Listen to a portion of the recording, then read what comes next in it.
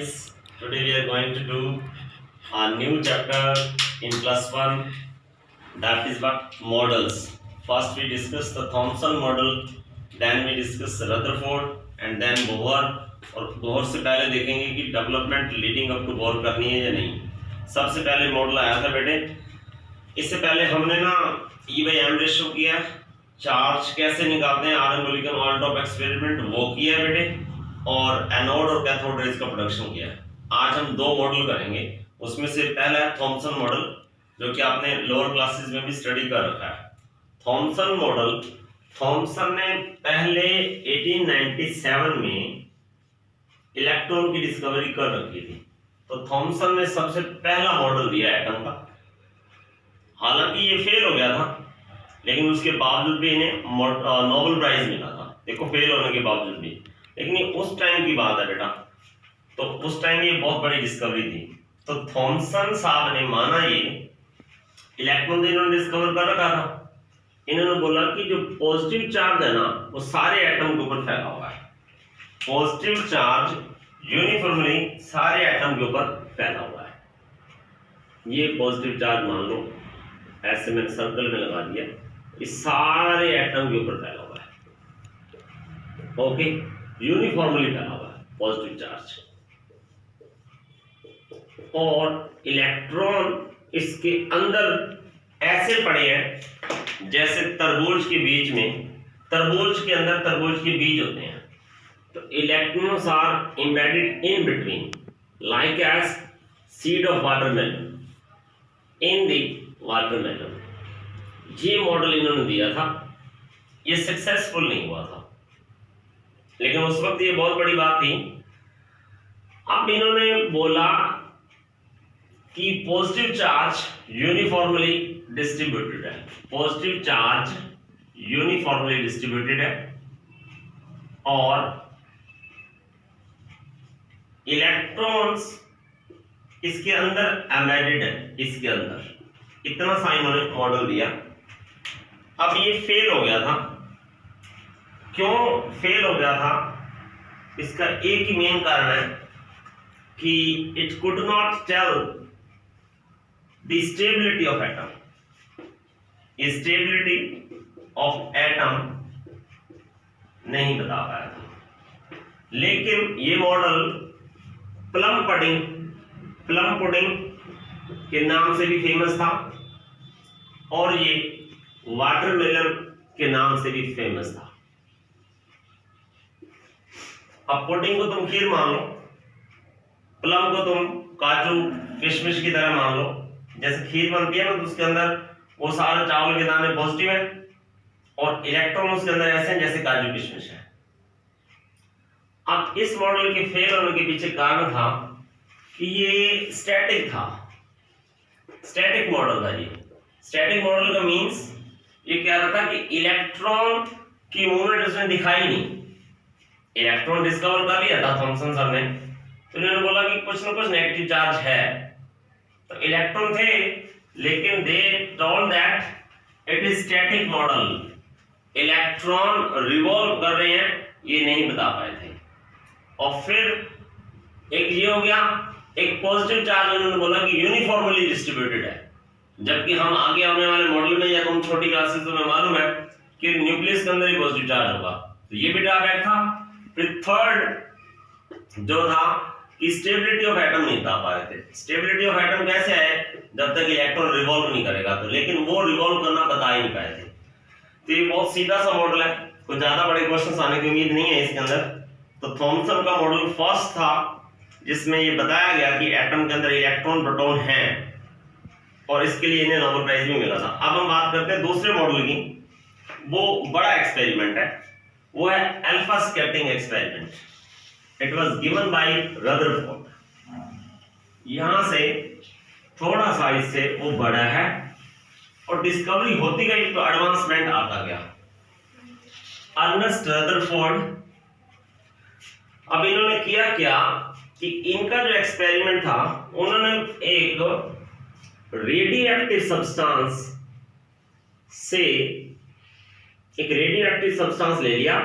ये लेड का बॉक्स है, लेड डेंस होता है, उससे alpha beta gamma rays alpha beta gamma rays अपने आप रोशनी हो सकती, तो एक छोटा सा होल बना लिया, उससे अल्फा रेज निकल रही है। तो ये मान ले अल्फा रेज है,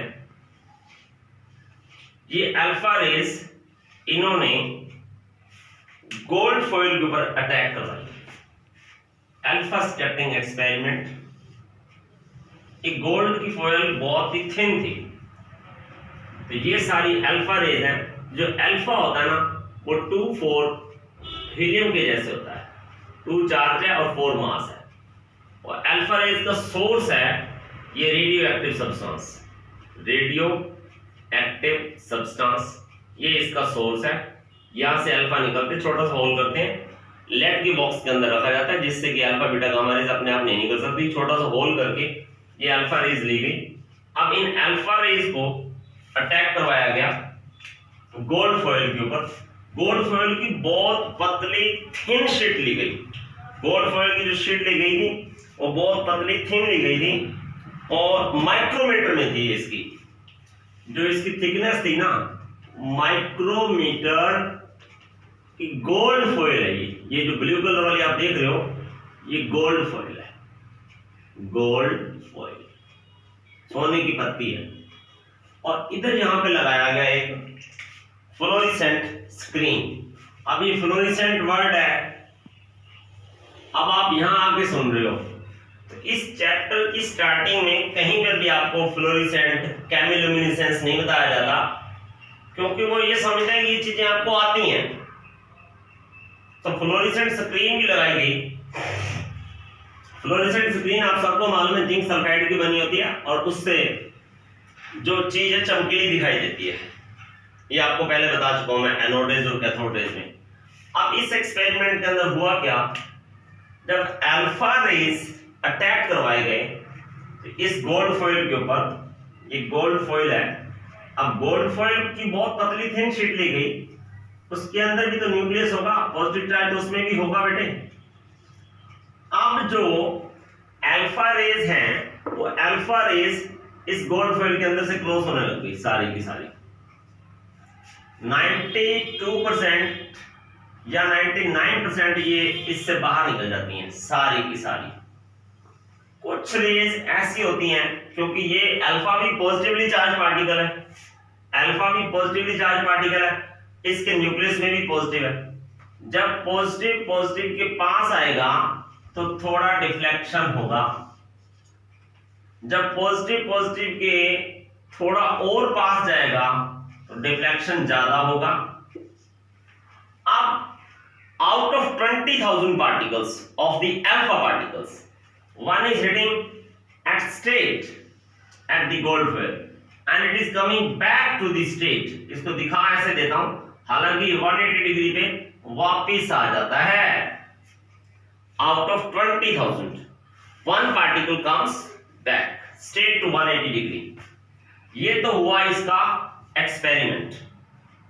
अब एक्सपेरिमेंट में क्या क्या कंक्लूजन आए, और हमने गोल्ड की फॉइल क्यों ली, और आपको मालूम है जो हेनरी बैकवेल थे, मैरी क्यूरी थे, ये सब जानते थे कि अल्फा रेज ये काम कर सकती है, क्योंकि जो रदरफोर्ड साइंटिस्ट थे वो एक रिच साइंटिस्ट थे, उनकी अपनी लैब चलती थी, उनको अल्फा रेज की नॉलेज थी। तो अल्फा रेज और एक्स रेज की किसी को नॉलेज नहीं थी। तो जब इलेक्ट्रॉन को किसी मेटल पे अटैक किया जाता है तो वहां से कुछ रेज निकलती हैं, उन रेज का कोई नाम नहीं दिया गया, उनको एक्स मान लिया गया, जैसे मैथ में मानते हैं ना एक्स वाई जेड, तो उनका नाम एक्सरे पड़ा। फिर बात आई ऐसे अल्फा के बारे में रदरफोर्ड को पहले से मालूम था। और एक मजे की बात बताऊं, ये अल्फा रेज जो अटैक कर रही है ना, इनकी स्पीड क्या होगी, इमेजिन है आपको, इनकी स्पीड 16,000 किलोमीटर पर सेकंड है। अब हिसाब लगा लो किस हिसाब से चलती होंगी ये, पर सेकंड की स्पीड बताइए मैंने आपको। फिर दूसरी बात कि ये गोल्ड फॉइल क्यों लिया गया। जो गोल्ड फॉइल है ना बेटे, गोल्ड का जो एटम लिया गया वो नंबर 1 तो वो हाईली मैलेबल है, उसकी मैलेबिलिटी हाई होती है, नंबर 1। नंबर 2, गोल्ड के ऊपर ऑक्सीडेशन नहीं होता जल्दी से। अगर हम एल्युमिनियम की फॉइल ले लेते हैं तो एल्युमिनियम के ऊपर तो ऑक्साइड की लेयर बन जाती है, ओके, और फिर इसका एटॉमिक नंबर भी हाई होता है, एटॉमिक नंबर भी हाई होता है। इसकी भी थिन शीट ली गई एस टिश्यू पेपर की जगह, और ये जाके उसको स्ट्राइक करते हैं और वापस बैक आते हैं। तो आपको पता चला कि गोल्ड की फॉइल क्यों ली है और अल्फा पार्टिकल कहां से आ रहे हैं। अल्फा पार्टिकल का सोर्स ये रेडियो एक्टिव सब्सटेंस है। रेडियो एक्टिविटी हेनरी बैकल के द्वारा पहले स्टडी कर रखी गई थी। इनको मालूम था कि इनको यहां से अल्फा का सोर्स है, ये अल्फा सोर्स है। रेडियो एक्टिव सब्सटेंस जो है वो अल्फा पार्टिकल का सोर्स है।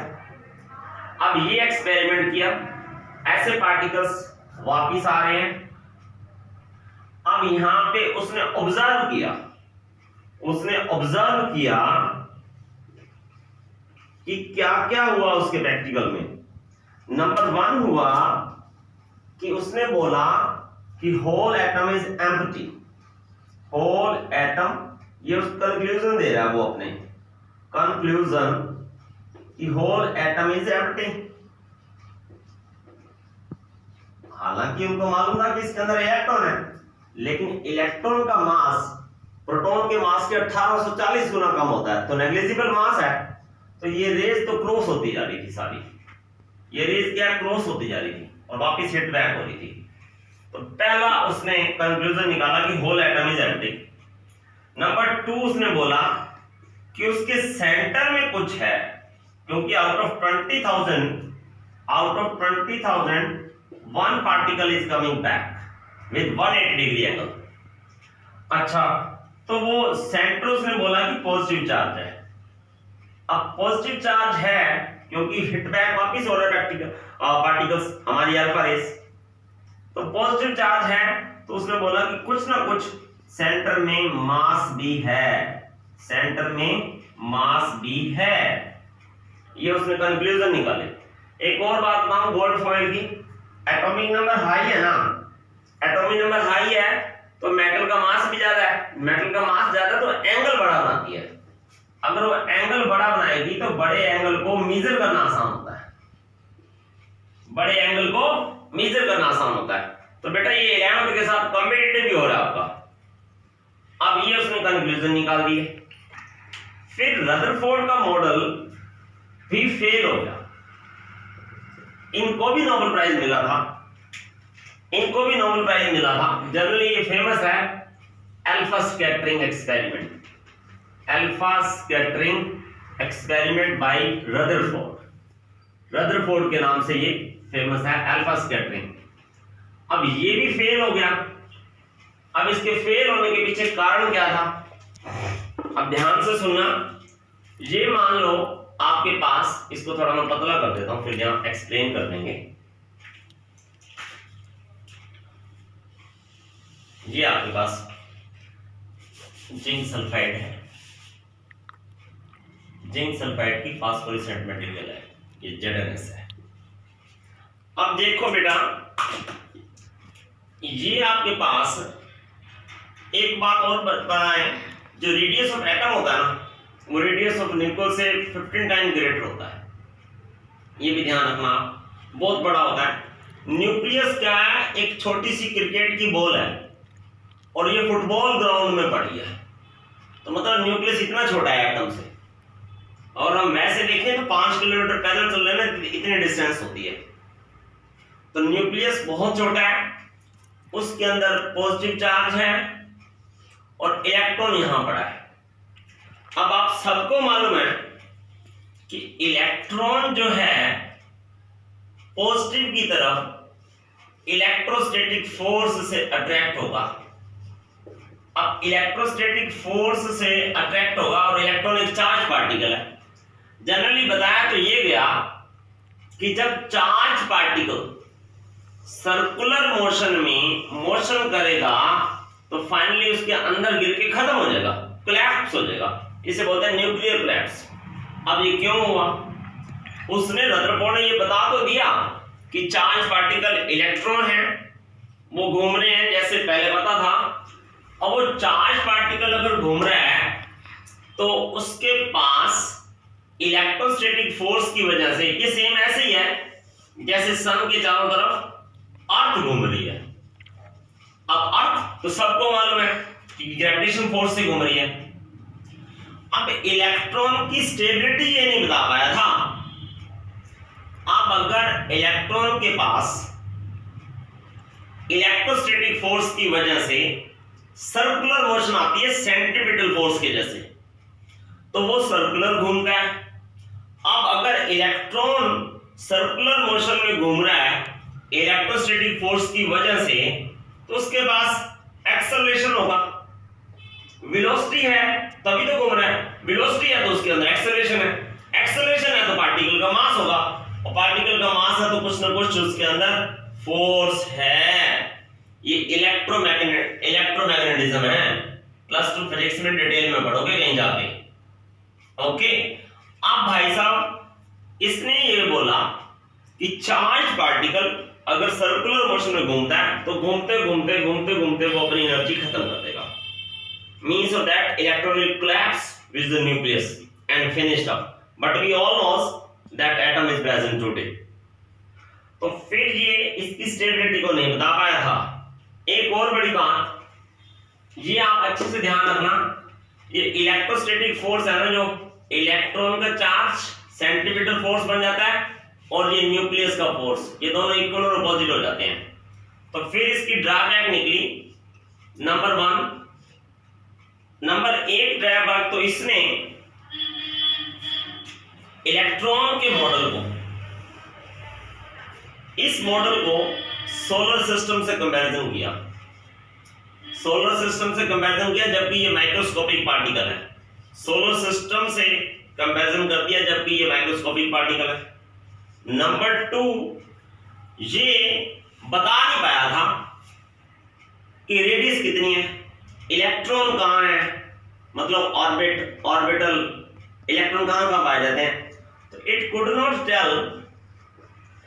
Not tell the energetically distribution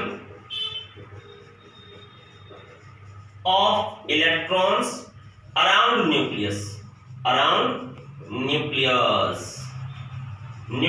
के चारों तरफ जो इलेक्ट्रॉन का रिवॉल्व होना है, इलेक्ट्रॉन कितनी डिस्टेंस पे है, उसके पास कितनी एनर्जी है, ये रदरफोर्ड डिस्कवर नहीं कर पाए थे।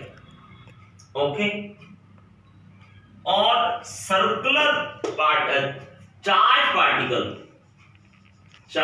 पार्टिकल जब सर्कुलर मोशन में रिवॉल्व करता है तो वो अपनी एनर्जी लॉस करके फिनिश हो जाएगा। लेकिन एटम तो आज भी प्रेजेंट है, ये नहीं समझा पाए थे। तो यहां पे रदरफोर्ड का मॉडल हमारे पास कंप्लीट हो जाता है। छोटी मोटी बातें और भी रह जाएंगी, और आपने देखना है कि अल्फा रेज कहां से आई हमारे पास, और उसके बाद आपके पास रेडियस ऑफ एटम जो होती है वो 10⁵ टाइम्स होती है रेडियस ऑफ न्यूक्लियस। ये ध्यान रख लेना, कॉम्पिटिटिव में पूछा जाएगा आपके बाद। उसके बाद हम करेंगे बेटा, आपके पास रदरफोर्ड का खत्म हो जाएगा, सेंट्रीपिटल और इलेक्ट्रोस्टैटिक फोर्स, ये सेंट्रीपिटल है और इलेक्ट्रोस्टैटिक फोर्स इक्वल अपोजिट हो जाते हैं। और उसके बाद हम चलेंगे एनसीईआरटी में देखते हैं, बोहर के मॉडल के ऊपर हम नहीं जाएंगे, पहले कुछ टर्म्स हैं एटॉमिक मास वो डिस्कस करेंगे, फिर development leading up to Bohr model करेंगे, या जैसे भी आप हम सिलेबस को देखेंगे वैसे आगे बढ़ेंगे। Till then good bye, God bless you, मस्त रहो, स्वस्थ रहो।